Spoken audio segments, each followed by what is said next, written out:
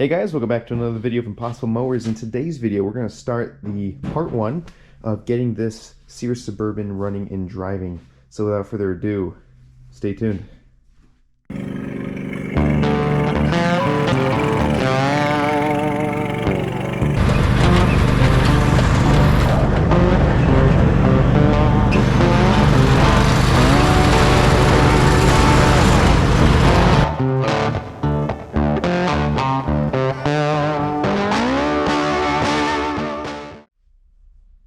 So guys, the first things we're going to do here just off the bat is we're just going to have a general look at this motor. I'm going to bring you in a little more closer. This is a lot more nice with the GoPro. So already there's like a hell of a lot of rust on this thing. The engine bolts, I mean, we're talking some close quarter combats here. That shouldn't be too bad to take off. Trapper, by the way. Yup. But talking about rust, the steering wheel's kind of freelancing itself, and that's because she said bye-bye. Yep. But that's no big deal. And I mean, it's really not bad overall. I got new tires for this. I got to get front tires. Yep, they're shot. But I'm a little nervous at a couple things on this, including this guy, because it was not spinning, but it was. But I don't know if that's because the tire was flat, right, or if that's because the it's rusted up in there. And obviously, if Mr. Cameraman can point at the pulley system, it is shot, because that should be retracting. The springs are shot. The pulleys, they do spin, but they are shot as well. Yeah. That one pulley there looks like it's going to snap right on. We're going to get new pulleys for this thing all the way around. I just don't know what kind of pulley setup I want for this thing. Crotch shifter, it's a little stiff, but it's not bad. It does go into all the gears. High and low does not move at the moment, but we're going to dive into that in a little while. Actually, I don't know if we're going to be able to get to that in this video. Probably not. But we're going to try and get the motor out in this video, hopefully, if everything goes right.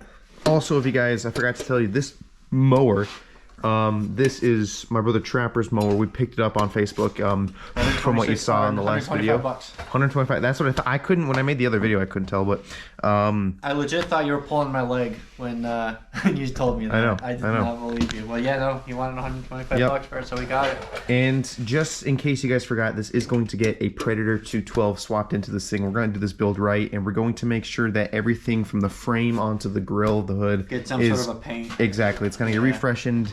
And so throughout this video, I'm going to put it through fast play, but I'm going to stop to show you any little things that we find along the way. So without further ado, the time lapse. That's right. We're going to cue that baby on. Alrighty, guys. I was just taking off the idler arms here, and I just noticed. I just want to get you guys a quick close-up look at that. That is disgusting. In case you guys don't know, some of you guys might think, well, why don't you just sand that down and reuse it? Well, two things already. There's nothing left of it. Not only that, but the ball joint that is in here is seized. I mean, this thing, it does not seat. The bearing is seized. And even if that was not seized, the pulley is so rusted that, I mean, you'd be taking off more metal to try to save the pulley, and then there'd be nothing left. So we're just going to buy new steel pulleys. All the way around. All the way around, yep. I got to figure out what pulley ratio I want for this thing, because I don't know if I want to go mock Jesus or not. So that has yet to be determined. Exactly. And these pulleys up here we are going to keep, because these are actually fantastic. They look really bad, but they're not at all. They're really good, and these are really strong pulleys. These might be cast iron or some sort of hard steel, but whatever they are, they're definitely strong. But yeah, no, so we're doing pretty good. Getting the engine bolts has been tricky. I try to shove a socket wrench in there and it just does not fit, so we're gonna have to wrench it. Trappers here, and I will get it out no matter what. Exactly. So one thing I'm good at doing is making things work. Bingo. So what we're thinking is Trapper and Buck, they're gonna work on the rear end, try to lift the transaxle up and get the tires out of the way to really get that transmission going and get it working pretty good. And then I'm gonna work at the front end here, trying to get this motor out, and then also trying to remove the belt and pulleys. You can see there's some pulleys. It's really hard to see, but there are 2 pulleys on the inside here. They're gonna be pretty tricky, but I think we can handle it. So without further ado, we're gonna kick the fast play back on.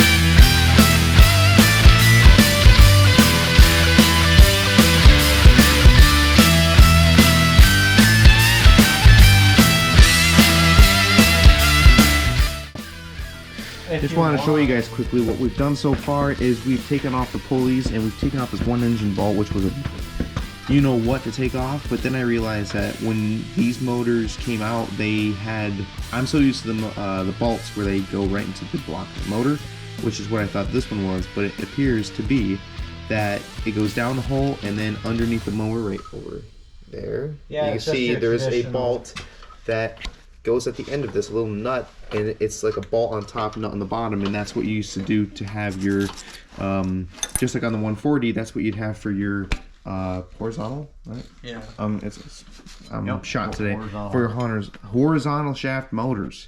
Anything else, Jim? Yes. Do look inside the gas tank. This is probably the best part about this mower. It may not be the easy lighting. to see. Here, hold on. Keep her there. Super clean in there, man. Light work. There we go. You probably can't see in there because of the my lighting, but it is like stupid clean in there. So we're going to. My plan is when I put the Predator in, we're going to use the stock tank on the Predator, but we're also going to utilize this as like a auxiliary fuel tank. So I'll come up with like some sort of whack coupling that'll go in there with a shut off. So if I like run out of gas, I can just flip the switch. And then probably some sort of sending unit, like a mechanic. You know what I'm talking about? Those mechanical sending units. Oh yeah. And then definitely some sort of an exhaust. So there's like we said earlier, there's a lot we're gonna do to this thing. That's why it's gonna become a series. Exactly. Anything you want to add? And if you guys ever want to see anything that we do to this mower, or any like links to where we get parts, let me know. I will leave links in the description anyways, just in case some of you guys are wondering where you can get some of the same parts we use for these mowers, such as engine, pulleys, and etc. So yeah, we're gonna keep cranking on. Yeah. Alrighty, guys, we got that done. This is the very next day, by the way, because after taking that motor out, it was just a fuck show. I mean, we got the motor out. There it is. We beat it on it, as you saw before, with the pounder, the hammer, and the crowbar, just to find out that I accidentally took this engine bolt off. The bolt out. Yeah. But the minute we took that bolt out, we heave-hoed it, and she popped out. Beautiful. She